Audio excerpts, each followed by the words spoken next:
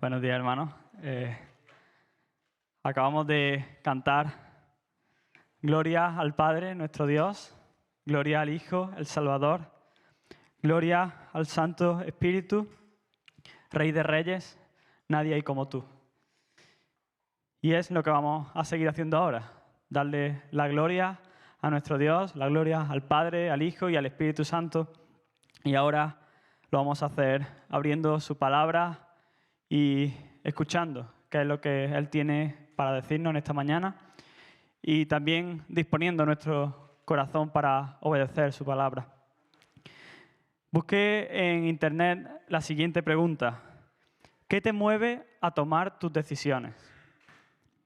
Y no me compliqué mucho la vida, cliqué en el primer enlace que me apareció y decía lo siguiente, era como una especie de blog escrito por una coach.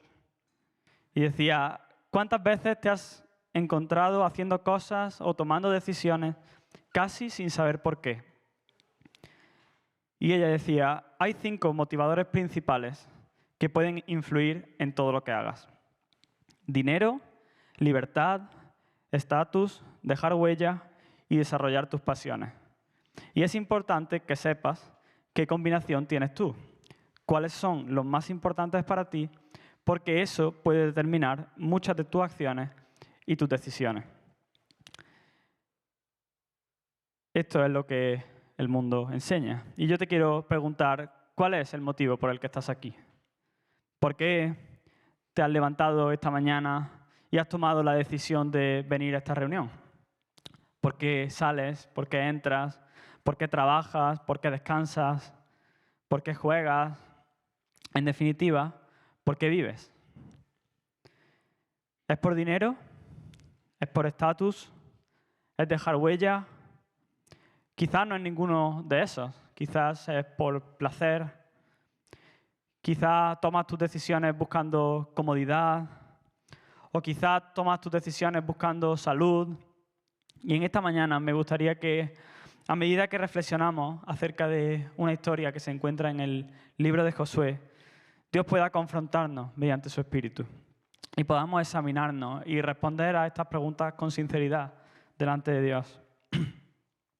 El libro de Josué nos narra la historia de la conquista de Canaán, la tierra prometida por parte del pueblo de Israel. Dios prometió a Abraham que él crearía un pueblo y que a ese pueblo Dios le daría una tierra, la tierra de Canaán, donde ellos podrían morar. Pero después de que ese pueblo fuese creado, cayó en manos de Egipto, donde fueron esclavos durante muchos años. Pero Dios, como es un Dios que cumple sus promesas, los liberó de Egipto, de esa esclavitud, de una forma impresionante, de una forma sorprendente, y los sacó al desierto. Pero debido al pecado de ellos estuvieron caminando por el desierto durante 40 años antes de llegar al lugar que Dios mismo les había prometido. Y Moisés era el líder de este pueblo, pero cuando Moisés muere, Josué es quien toma el relevo y se levanta para ser el sucesor de Moisés, para liderar al pueblo, ahora sí, en la conquista de esa tierra prometida. Y a lo largo de este libro de Josué, se nos contará cómo el pueblo de Israel fue venciendo las diferentes batallas contra las diferentes ciudades que poblaban Canaán en el momento en el que ellos llegaron, hasta llegar a conquistarlo. Y el libro de Josué deja muy claro que las victorias cosechadas por parte de Israel no son un tema de superioridad bélica, no son un tema de buenas estrategias de batalla o de buenos soldados, no dependía de los buenos guerreros que tenían en sus filas. Aquí la cosa no iba de la fuerza que ellos tenían.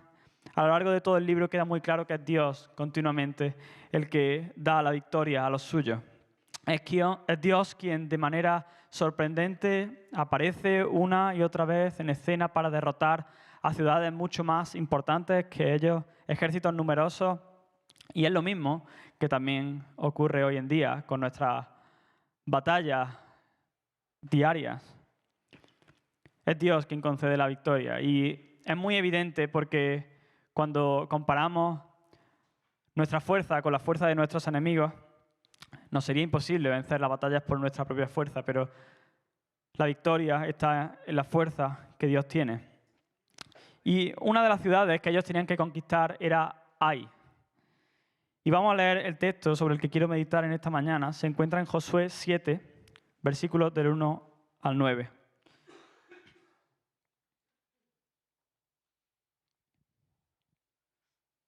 Lo tenemos también ahí en pantalla.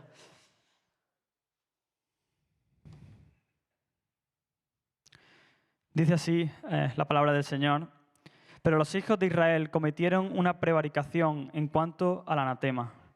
Porque Acán, hijo de Carmi, hijo de Zabdi, hijo de Zera, de la tribu de Judá, tomó del anatema, y la ira de Jehová se encendió contra los hijos de Israel.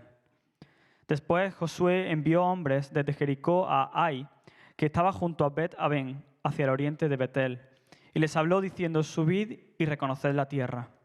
Y ellos subieron y reconocieron a Ai. Y volviendo a Josué, le dijeron: no suba todo el pueblo, sino suban como 2.000 o 3.000 hombres, y tomarán a Ai. No fatigues a todo el pueblo yendo allí, porque son pocos. Y subieron allá del pueblo como 3.000 hombres, los cuales huyeron delante de los de Ai.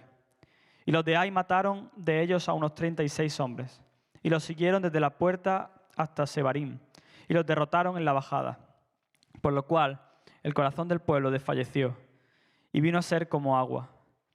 Entonces Josué rompió sus vestidos y se postró en tierra sobre su rostro delante del arca de Jehová hasta caer la tarde, él y los ancianos de Israel, y echaron polvo sobre sus cabezas. Y Josué dijo: Señor Jehová, ¿por qué hiciste pasar a este pueblo el Jordán para entregarnos en las manos de los amorreos para que nos destruyan? Ojalá nos hubiéramos quedado al otro lado del Jordán. Ay, Señor, ¿qué diré? Ya que Israel ha vuelto la espalda delante de sus enemigos, porque los cananeos y todos los moradores de la tierra oirán y nos rodearán y borrarán nuestro nombre de sobre la tierra. Y entonces, ¿qué harás tú a tu grande nombre? Voy a hacer una oración y poner este tiempo en las manos del Señor. Señor, gracias por tu palabra, porque tú nos has dejado por escrito todo aquello que necesitamos saber para vivir. Señor, y ahora nos presentamos delante de ti, Señor, sabiéndonos dependientes del Espíritu Santo, de la obra que solo tú puedes hacer, Señor, y queremos que tú hables a cada uno de nuestros corazones, que tú nos confrontes si es necesario, Señor,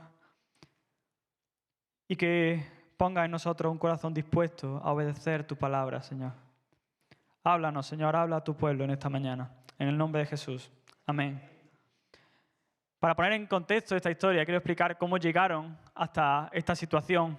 Antes de enfrentarse al pueblo de Ai, el pueblo de Israel tenía que enfrentarse a la ciudad de Jericó. Una ciudad completamente amurallada, infranqueable, inconquistable, a menos que de tu lado esté Dios. Y Dios estaba de su lado. Así que Dios les dijo qué es lo que debían hacer para obtener la victoria en aquella batalla. Y Dios trazó la hoja de ruta para el pueblo de Israel, la hoja que ellos debían seguir al pie de la letra. Dios les mandó rodear la ciudad una vez al día durante 6 días. Y después, en el 7º día, ellos debían rodear la ciudad 7 veces. Y al terminar, los sacerdotes tocarían las bocinas, todo el pueblo gritaría a gran voz, y entonces los muros de la ciudad caerían y ellos podrían arrasar aquella ciudad. Y eso pasó. Los israelitas hicieron tal y como Dios les mandó y lograron una victoria que fue apabullante sobre Jericó. Y una pregunta, ¿por qué Dios manda hacer todo eso? Un poco extraño todo ese ritual, ¿no? Las vueltas, las bocinas, los gritos. ¿Quién tiró los muros de Jericó? ¿Fueron las bocinas, los gritos? ¿Fueron las ondas de sonido que tumbaron aquellas murallas con su fuerza? ¿O fue Dios? Evidentemente fue Dios. Entonces, ¿para qué servían las bocinas y los gritos? ¿No podría Dios haber tumbado las murallas sin más? sin la necesidad de que ellos hicieran todo ese ritual tan extraño. Lo que Dios quería no era simplemente que ellos gritasen, porque esos gritos iban a tumbar las murallas. No es que ese grito iba a tener una fuerza sobrehumana. Dios quería que ellos gritasen y tocasen la bocina porque eso iba a demostrar obediencia. Y eso es lo que Dios demandaba de ellos. Dios no quiere los gritos, Él quiere obediencia. Y en ocasiones Él demanda gritos y en otras ocasiones lo que Él pide es silencio. Pero Él quiere que le obedezca. Y en el camino de la obediencia, ahí es donde está la victoria. El Señor no necesita nada, Él simplemente quiere que obedezcan. Y así es con nosotros, a día de hoy también. Dios ha decidido obrar y moverse en su soberanía en respuesta a cosas que nosotros hagamos. Por ejemplo, Dios no necesita como tal nuestra oración para actuar. Pero Él ha determinado actuar en respuesta a nuestra oración, lo cual es algo impresionante, maravilloso. Dios quiere que ores intercediendo por cosas, por personas, por enfermos. Y Dios no es que quiera que ores porque Él sin tu oración no es capaz de hacerlo. No es porque tu oración tenga muchísimo poder. No, pero Él ha decidido actuar en base y en respuesta a esa oración. Dios tampoco es que necesite que tú prediques el Evangelio, pero Él ha decidido, ha determinado salvar a los incrédulos a través de tu predicación del Evangelio. Y lo que Dios demanda es obediencia. Obediencia a todas y cada una de las cosas que Dios demanda en su palabra. No obediencia a algunas cosas y otras no. Obediencia íntegra, completa. Pero Dios les dijo una cosa más, además de los gritos, de las vueltas, de las bocinas. Él les dio también una orden en cuanto a la conquista de Jericó. En los versículos 17 y 18 del capítulo 6 dice: «Y será la ciudad anatema a Jehová, con todas las cosas que están en ella. Solamente Rahab la ramera vivirá, con todos los que estén en casa con ella, por cuanto escondió a los mensajeros que enviamos. Pero vosotros, guardaos del anatema. Ni toquéis, ni toméis alguna cosa del anatema, no sea que hagáis anatema el campamento de Israel y lo turbéis». Entrad a Jericó, conquistadla, pero no os quedéis con nada para vosotros. Las casas, destruidlas, las personas, matadlas, excepto a Rahab y su familia. Los utensilios de bronce, de oro y la plata sean para el Señor. No os quedéis con absolutamente nada. Y en otras ciudades Dios no va a pedir lo mismo. Hay ciudades donde Dios les va a permitir que el pueblo se asiente en las casas de la propia ciudad. Pero en este caso no. En este caso ellos tienen que destruirlo todo. Todo lo que encuentren allí es una ofrenda íntegra para el Señor. Nada para ellos mismos. Y de nuevo, ¿por qué esa orden? ¿Es que esos utensilios estaban malditos? No. Una vez más, lo que Dios quiere es su obediencia. Obediencia. Dios quiere que ellos demuestren esa dependencia de Él.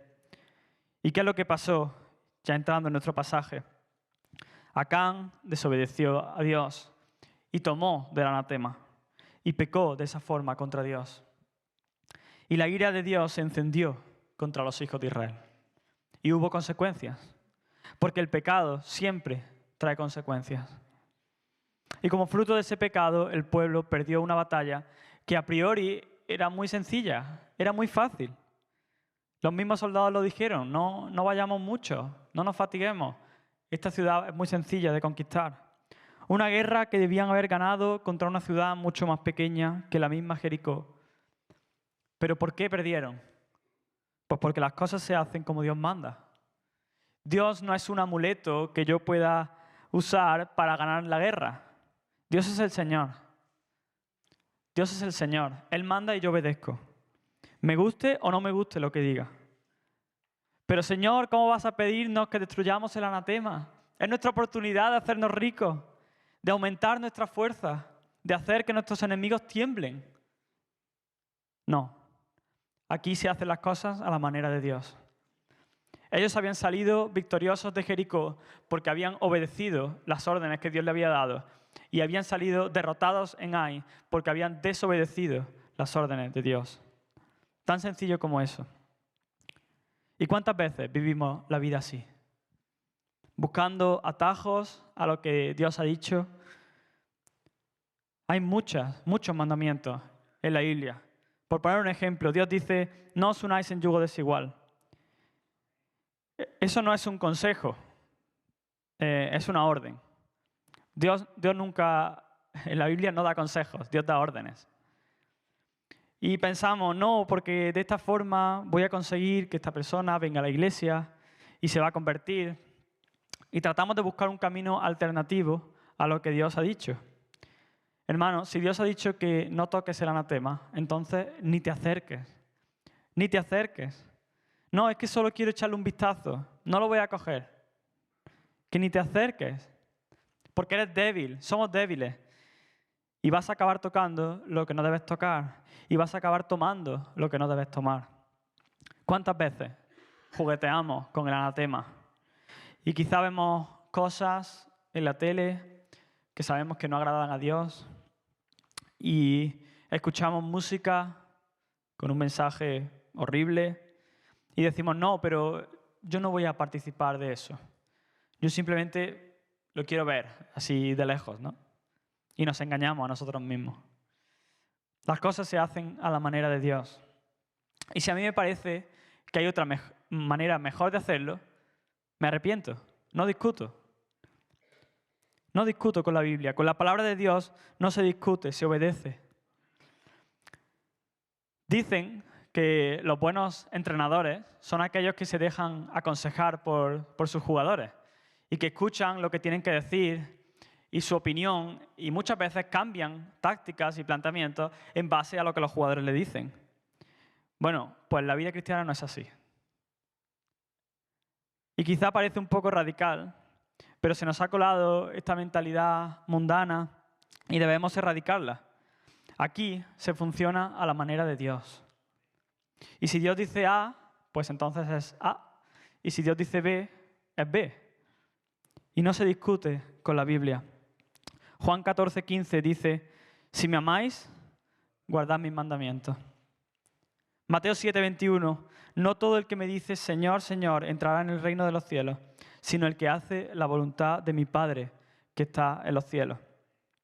Josué 1:8, nunca se apartará de tu boca este libro de la ley, sino que de día y de noche meditarás en él, para que guardes y hagas conforme a todo lo que en él está escrito, porque entonces harás prosperar tu camino y todo te saldrá bien. Pero Acán tomó del anatema que Dios había prohibido y las consecuencias fueron fatales para el pueblo. Una derrota humillante, la muerte de 36 hombres y una nueva situación en la que sus enemigos se iban a enterar de lo que había ocurrido. Y eso iba a ser una vía abierta para que los arrasasen. Y Josué lo sabe. Josué se da cuenta de esto. Josué ve el panorama que ahora es desolador y se rasga sus vestidos en señal de luto. Y él dice, Señor Jehová, ¿por qué hiciste pasar a este pueblo el Jordán para entregarnos en manos de los amorreos para que nos destruyan? Ojalá nos hubiéramos quedado al otro lado del Jordán. Ay, Señor, ¿qué diré? Ya que Israel ha vuelto la espalda delante de sus enemigos. Porque los cananeos y los moradores y todos los moradores de la tierra oirán y nos rodearán y borrarán nuestro nombre de sobre la tierra. Josué está preocupado, muy preocupado. La situación, desde luego, es preocupante. El pueblo ha perdido una batalla fácil y ahora son carne de cañón. Las demás ciudades van a oler la debilidad de Israel, van a ver su fragilidad y se los van a comer.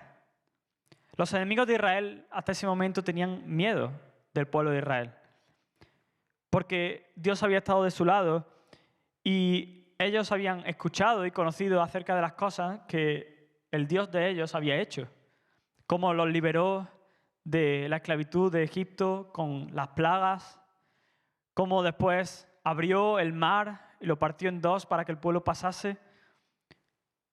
Ellos tenían miedo porque un Dios así de poderoso era invencible. Y ese Dios estaba de parte del pueblo de Israel. Habían ganado las batallas porque Dios les había concedido la victoria y era muy evidente que con Dios de su lado no había nada que hacer. Pero de repente hay un cambio en la situación. Parece que Dios se ha puesto en contra de ellos, que Dios se ha vuelto hostil a su propio pueblo. Sus enemigos ahora tienen una oportunidad de atacar. Ahora es el momento de aprovechar. Y la reputación del propio Josué va a quedar por los suelos. El líder de Israel, el elegido de Dios, el sucesor del gran Moisés, y bajo su liderazgo, el pueblo se ve sometido por una pequeña ciudad llamada Ai. Pero hay una última frase en la queja de Josué por la situación, y es el principal argumento en la queja de Josué. Hay algo más que Josué dice, y es lo que quiero que sea el punto central de este mensaje. Él dice: Dios, nos van a destruir. ¿Qué le voy a decir ahora al pueblo? Nos van a borrar del mapa. Pero lo más importante, ¿qué harás tú a tu grande nombre? ¿Qué harás tú a tu grande nombre? Señor, ¿qué va a pasar con tu nombre? ¿Qué va a pasar con tu fama? Señor, ¿qué va a ser de ti? ¿Qué va a ser de ti? Josué está preocupado, no solo por su reputación, no solo por la seguridad de su gente y la suya propia. Josué está preocupado no solo por el futuro de Israel como nación, sino principalmente Josué está preocupado por el honor de Dios. ¿Qué van a pensar de Dios si después de haber prometido esta tierra a nuestros antepasados, a Abraham, a Isaac, a Jacob, a Moisés, después de haberla prometido tantas veces, qué van a pensar si al final no acaban obteniéndola? Van a pensar que su Dios no cumple sus promesas. ¿Qué van a decir los demás pueblos si el pueblo de Israel cae derrotado? Van a decir que su Dios no es lo suficientemente fuerte. Dirán que el Dios de Israel es como cualquiera de los dioses pequeños hechos de madera, que tienen boca y no hablan, que tienen ojos y no ven, que tienen pies y no caminan, que tienen nariz pero no huelen. Señor, tu nombre va a quedar por los suelos. Josué está viendo que los escogidos de Jehová van a ser borrados del mapa y que la gente se burlará de su Dios. Y cuando Josué piensa en eso, le horroriza. Josué se espanta al pensar en la posibilidad de que los pueblos paganos menosprecien a su Dios. Josué se espanta del hecho de que sus enemigos se enorgullezcan de haber derrotado a Jehová. Josué está delante de Dios pidiendo socorro. Él ve la situación en la que ha caído el pueblo y no le queda otra que venir a la presencia de Dios e implorar que Él actúe. Y Josué presenta argumento tras argumento tras argumento, pero cierra con el más potente, el que sabe que va a llegar más al corazón de Dios. ¿Qué harás tú a tu grande nombre? Y hermano, este argumento apela a un atributo de Dios. Debemos conocer a Dios para saber cómo orar correctamente. La Biblia repite en muchas ocasiones que Dios es un Dios celoso. Este término celoso literalmente significa que tiene celos. Y el término celo, según la RAE, significa un interés extremado y activo que alguien siente por una causa o por una persona. En Ezequiel 39, versículo 25, dice: por tanto, así ha dicho Jehová el Señor: ahora volveré la cautividad de Jacob y tendré misericordia de toda la casa de Israel y me mostraré celoso por mi santo nombre. Me mostraré celoso por mi santo nombre. Dios se muestra celoso por su santo nombre, lo que significa que Él no permitirá que su reputación sea manchada por aquellos que lo desafían y desobedecen. Su mayor compromiso es el de proteger su nombre. Hermanos, ¿los celos son buenos o son malos? Depende. Depende de si son justos o son injustos. Si alguien está quitándome o usando algo que es mío y que me corresponde solo a mí, mis celos serían buenos. Por ejemplo, si alguien quisiera tener una cita romántica con tu esposo o con tu esposa, si tú no tienes celos y no te importa, pues entonces evidentemente tienes un problema. Porque esa cita romántica solo te corresponde a ti. Pues hermanos, el celo de Dios es bueno porque es justo. Porque nadie merece la adoración sino solo Él. Mira este otro versículo. Después de que el pueblo de Israel pecase en otra ocasión, Dios dice lo siguiente acerca de ellos. Y es un poco fuerte, pero es la palabra de Dios. En Deuteronomio 32, de los versículos 24 al 27, dice: de la roca que te creó, te olvidaste. Te has olvidado de Dios, tu Creador. Y entonces Dios comienza a declarar su juicio sobre ellos y dice: consumidos serán de hambre y devorados de fiebre ardiente y de peste amarga. Diente de fieras enviaré también sobre ellos. Con veneno de serpientes de la tierra. Por fuera desolará la espada y dentro de las cámaras el espanto. Así al joven como a la doncella, al niño de pecho como al hombre cano. Yo había dicho que los esparciría lejos, que haría cesar de entre los hombres la memoria de ellos.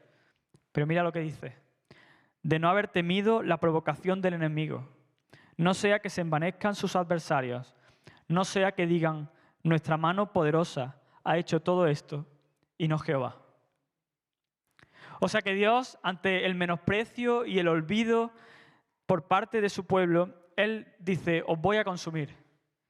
Merecéis que acabe con vosotros en este mismo momento. Os merecéis el infierno. Merecéis que caiga fuego del cielo y que os consuma. Y que seáis borrados de la tierra para siempre y que vuestra memoria sea olvidada. Pero no lo voy a hacer. No lo voy a hacer. ¿Por qué?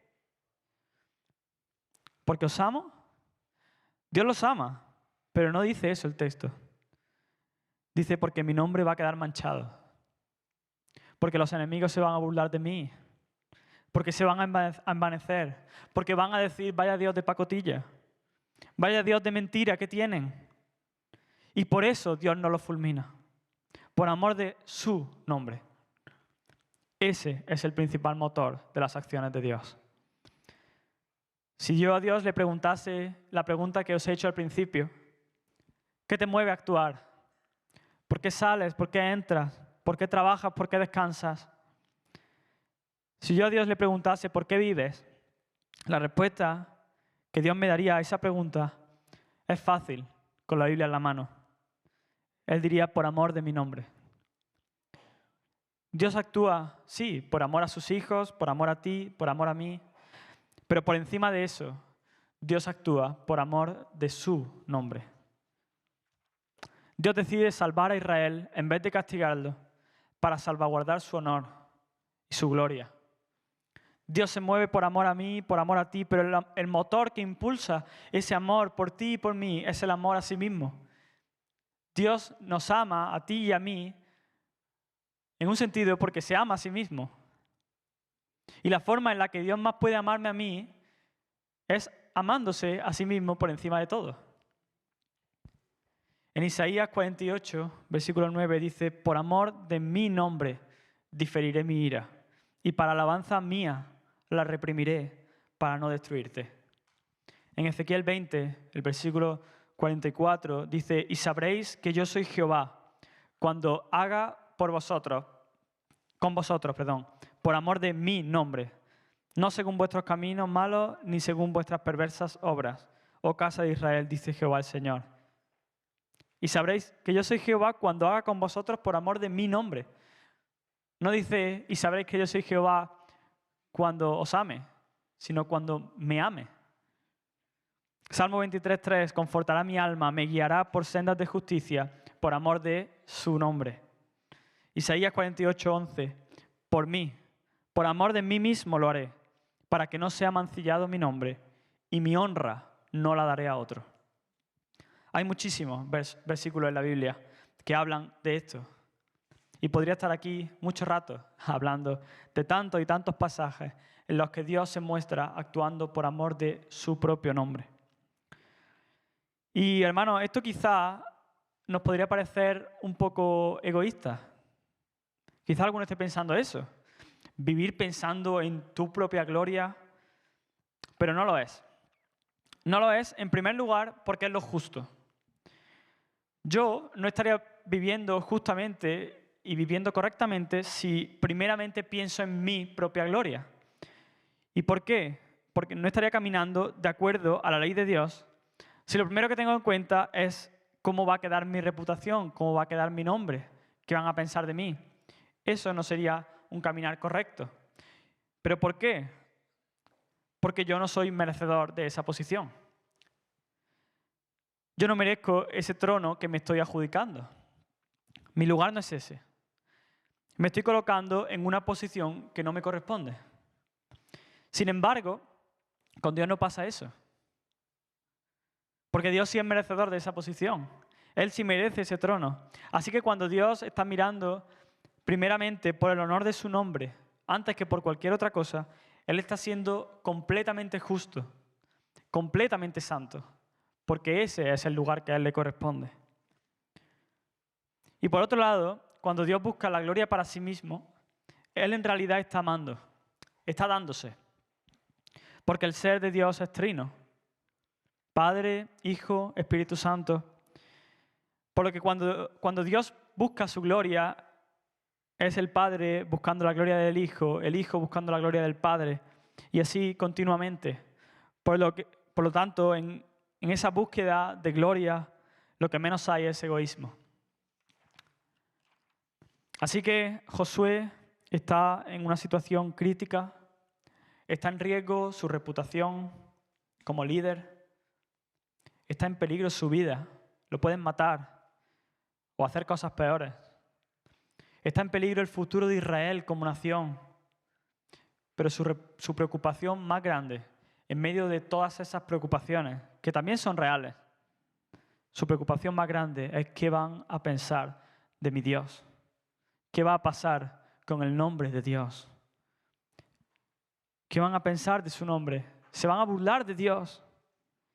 Y acabamos de ver que Dios es un Dios celoso, celoso por su nombre. Actúa y se mueve por amor de su propio nombre. Así que esta preocupación de Josué está completamente alineada con el corazón de Dios. Josué está dando en el blanco cuando busca que el nombre de Dios sea visto grande, cuando busca que el nombre de Dios no sea amancillado. Hermanos, nosotros en otro tiempo éramos pecadores. Ahora seguimos pecando de vez en cuando, pero ya no tenemos esa etiqueta de pecadores. Ahora somos santos que pecan. ¿Y qué ha ocurrido en medio? ¿Qué ha pasado para que ese acta que nos declaraba culpables delante de Dios, ese acta que nos declaraba merecedores del infierno, haya sido cancelada? Pues la respuesta es fácil, la cruz. El pecado es una ofensa gravísima y no puede pagarse con otra cosa que no sea el infierno. Así que Dios mismo se hizo hombre, vivió esa vida perfecta, esa vida de completa obediencia.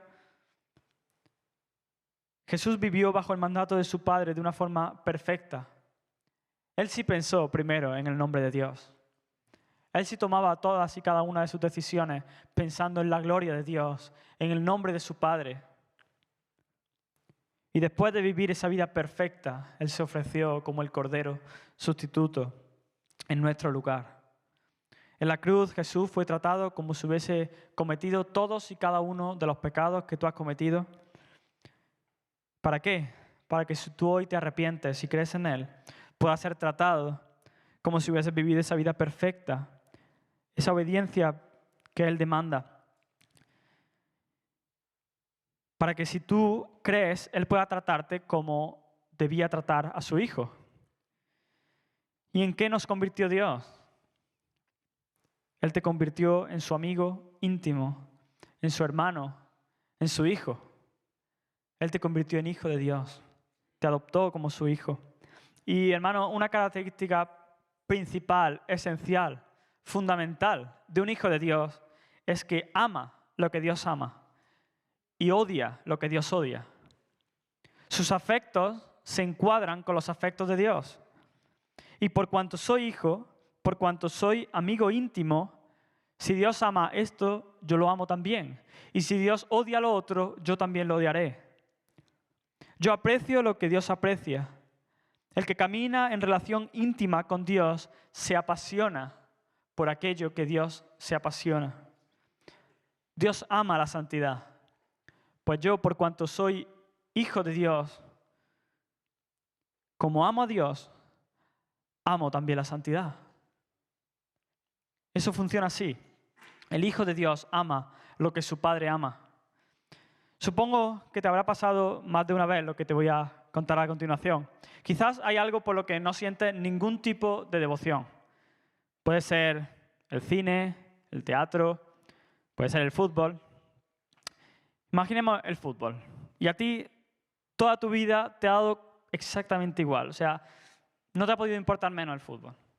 Nunca has visto un partido prestando atención. Nunca jamás has ido al campo, no conoces las reglas, ni estás interesado en conocerlas. Sin embargo, conoces y te encariñas de alguien al que le encanta el fútbol. Quizá puede ser un hijo, quizá puede ser una pareja, quizá puede ser un amigo íntimo. Y para esa persona el fútbol sí que forma parte de su vida. Lo vive con muchísima intensidad. Conoce a todos los jugadores, a los entrenadores, a los equipos, hasta el preparador físico lo conoce. Y no solo lo conoce, sino que además lo disfruta, lo vive. Y al pasar tiempo al lado de esa persona, a ti también te empieza a interesar. También lo empiezas a vivir con él. Quizá no al punto al que él lo vive, pero porque amas a la otra persona, comienzas a amar las cosas que esa persona ama. Quizá lo del fútbol no te convence, pero ¿qué me dices en cuanto a las personas? ¿Qué de sus seres queridos? Cuando amas a una persona, también empiezas a sentir un cariño, un amor por aquellas personas a las que tu pareja o tu hijo o tu amigo ama. Y si tu pareja ama a su madre, tú también la quieres, porque aquello que tu pareja aprecia, por consiguiente, tú también lo vas a apreciar. Pues con Dios debe ocurrirnos eso, pero con una intensidad mucho mayor. Los hijos de Dios aman lo que Dios ama. ¿Y qué es lo que Dios más ama? Lo hemos estado diciendo. Su nombre. Su nombre. Y por tanto, el Hijo de Dios también ama el nombre de Dios. El amigo íntimo de Dios muestra pasión por el nombre de Dios, por su fama, por su honra, por su gloria. Al Hijo de Dios, si verdaderamente es Hijo de Dios, lo que más le importa es cómo va a quedar el nombre de Dios. ¿Cómo va a ser visto? ¿Va a ser visto grande? Te pregunto y te animo a que puedas reflexionar. ¿Cómo vives? ¿Cuáles son tus motivaciones? ¿Cuáles son tus preocupaciones? ¿Qué es lo que te mueve a actuar de una u otra forma? ¿Qué es lo que te mueve a tomar una u otra decisión? Cuando escogemos algo, evidentemente no hay una sola motivación actuando. Tú puedes tomar una decisión en base a muchas cosas. Creo que esto es lo mejor, pues por este motivo, por este otro motivo y por este otro. Pero siempre hay una principal, una mayor motivación. Hermanos, ¿qué es lo que te ha movido, a venir al culto esta mañana? ¿Te mueve el ver a tus hermanos? Está bien, es algo bueno. ¿Te mueve calmar tu conciencia que te dice que tienes que ir al culto? ¿O que el pastor no piense mal de ti? Quizá lo que te hace tomar la decisión de venir al culto es el gozo que experimentas cuando cantas, la paz que te da estar aquí, o te mueve a adorar a Dios y darle honra a su nombre. ¿Qué te mueve a escoger tu trabajo? A elegir entre uno u otro. Ganar dinero es importante, evidentemente. Mantener a tu familia es importante. El ambiente laboral es importante. Las condiciones de trabajo también tienen su lugar. Pero ¿piensas en qué prefiere Dios? en cuál de esos trabajos puedes darle más gloria a Dios? ¿Piensas en la gloria de Dios a la hora de escoger un trabajo? Lo que Dios más desea es que su nombre sea visto grande. Que su nombre sea visto como lo que es. Y decimos con nuestra boca una y otra vez, por ejemplo, que Dios nos ha hecho libres del pecado. Y lo cantamos y decimos: las cadenas de la muerte me quitó, para mí ya no hay condenación, hay libertad. Siendo esclavo del pecado me libró, en la cruz compró mi redención, hay libertad. Dios es un Dios libertador, pero muchas veces nuestra vida dice otra cosa. Si tú vives atrapado en algún vicio, si vives dominado por la mentira, por el orgullo o por cualquier otra cosa, si no eres capaz ni siquiera de algo tan tonto como no airarte en el tráfico, no empezar a insultar a uno y a otro, si no eres capaz de ser amable con aquellos que te han hecho daño, tu vida está diciendo una cosa distinta de Dios de la que dicen tus labios. Estás diciendo una cosa distinta con tu boca que la que dices con tus actos. Y lo que estás haciendo es manchar el nombre de Dios. Tu vida no está diciendo que Dios liberta. ¿Piensas en medio de la tentación en qué estás diciendo de Dios al ceder ante ese pecado? Declaras con tu vida que Dios es un Dios libertador, pero la gente del mundo va a pensar que tu Dios es un Dios de pacotilla. Que mucho decir que mi Dios salva y que me libera del pecado, pero sigue viviendo igual, esclavo del pecado. ¿Qué va a decir la gente de Dios si te ve vivir así? Dios también es un Dios de verdad. Y decimos: Señor, tú eres la verdad, tu palabra es verdad, pero después llega el lunes en el trabajo y tratamos de buscar la forma de no declarar los impuestos y evitarlos y ganar más dinero de esa forma. O quizás llegas al examen y le preguntas al de al lado que ha puesto la pregunta porque tú no te la sabes. O tu jefe te pide que le mientas al inspector de trabajo y que le digas que hacéis las cosas de una manera que sabes que no las hacéis así. Con tus actos estás mintiendo sobre Dios. Estás diciendo: quiero vivir como tú mandas, tú eres un Dios de verdad, y luego estás mintiendo. Es como decir que Dios miente.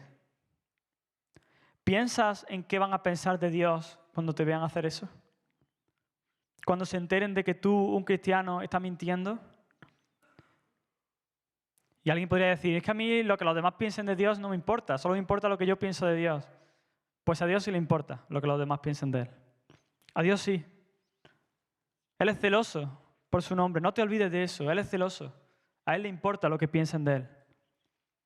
Pero es que si no hago lo que mi jefe me ha pedido, me van a bajar el sueldo o me van a echar del trabajo. Es que mi familia necesita ese dinero. Pero ¿qué va a ser del nombre de Dios? ¿Qué va a ser de su fama? ¿Qué van a pensar de Él? ¿Cuántas veces hemos dicho con nuestra boca que Dios es un Dios de perdón? Y cantamos: tú nos has perdonado, has borrado nuestra deuda, has pagado el precio, pero después vivimos llenos de rencor con otros.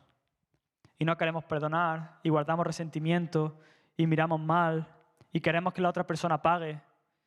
¿Y dónde queda el nombre de Dios cuando un hijo suyo vive así? ¿Qué van a pensar de Él? ¿Qué van a pensar de nuestro Dios si vivimos llenos de rencor?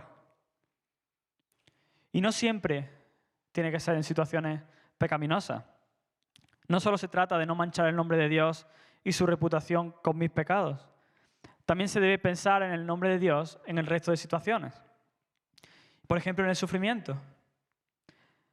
La vida de Job es un grito al mundo que dice: Dios es bueno, Dios es bueno.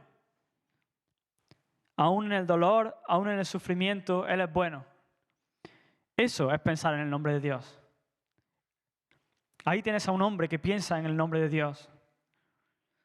Cuando ves tu sufrimiento como el medio por el cual Dios puede glorificarse, entonces no solo puedes soportar el sufrimiento, sino que puedes dar gracias por él mismo.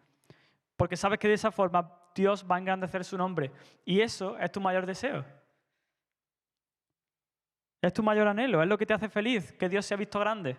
Y si el sufrimiento es un medio para que Dios sea visto grande, pues entonces puedo dar gracias por eso. Y en medio del sufrimiento, en vez de mirarte a ti mismo y decir cada 2 por 3, pobrecito de mí, puedo vivir en gratitud, pensando cómo se ve afectado el nombre de Dios en esto que me está pasando. El testimonio de las personas que han sufrido mucho, pero que aún en esa posición han seguido amando a Dios, es una declaración al mundo diciendo, Dios es real y Dios me quiere mucho. Y conocemos personas que han pasado por situaciones muy difíciles, personas que están pasando por situaciones muy difíciles. Los tenemos entre nosotros. Y ver su fe, ver su confianza en Dios, dice cosas de Dios. Su fe dice cosas de Dios. Coloca su nombre en alto. Y eso es lo que anhela un cristiano. Poner el nombre de Dios en alto. Que la gente piense de Dios como lo que es, como el Dios bueno, el Dios fiel. Estoy terminando ya y te quiero animar a que termines pensando de nuevo en la pregunta que te hice al comienzo. ¿Por qué vives? ¿Cuál es el motor de tus decisiones? ¿Estás buscando la máxima gloria de Dios en cada una de ellas?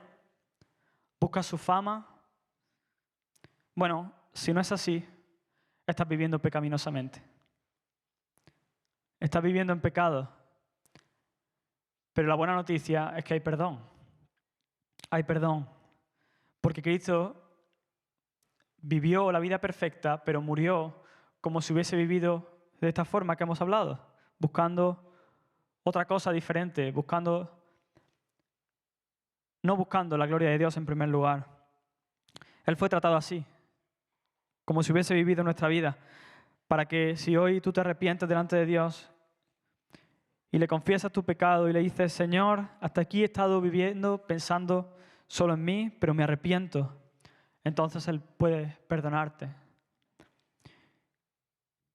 Y no te quedes simplemente ahí, en la oración, en el arrepentimiento. Sal de este lugar y vive así. Vive de acuerdo a esto. Esta es la vida feliz. Esta es la vida feliz. Esta vida no es una vida esclava. Esta es la vida feliz. Vive de acuerdo a esto. Vive pensando en el nombre de Dios. Alguno quizá puede estar pensando, esto es imposible para mí. Esta vida que propones es imposible para mí. Pues tienes razón. Pero no estás solo. Dios ha puesto el Espíritu Santo en nosotros. Y Él es el que nos capacita para vivir así. En mi propia fuerza, imposible. En su fuerza, no solo es probable, sino que es imposible perder. Él nos toma de la mano, nos toma del corazón y nos capacita para hacer aquello que demanda de nosotros. Vive para Dios. Vivamos para Dios. Amén. Vamos a orar. Señor, gracias porque mediante tu palabra tú hablas a nuestro corazón. Señor, tú nos confrontas, Señor, pero no porque quieres dejarnos en la cuneta, sino porque quieres tomarnos de la mano, levantarnos del suelo y llevarnos a tu presencia, Señor.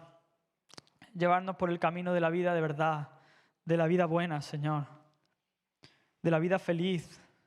Señor, y te queremos pedir perdón por tantas veces que hemos vivido no pensando en ti, no pensando en tu gloria, en tu nombre. Señor, te pedimos perdón y queremos comprometernos a vivir de acuerdo a esto, Señor. A vivir para tu gloria. Señor, no sabemos débiles, pero te pedimos que tu Espíritu Santo sea el que venga y nos capacite para hacer eso, Señor. Queremos amarte cada día más. Queremos agradarte cada día más. Queremos decirle al mundo que tú eres bueno, que tú eres real, que tú vives, que tú eres santo. Señor, queremos decirle al mundo quién eres tú, Señor. con nuestras palabras y con nuestros actos, Señor. Ayúdanos, Señor. En el nombre de Jesús. Amén.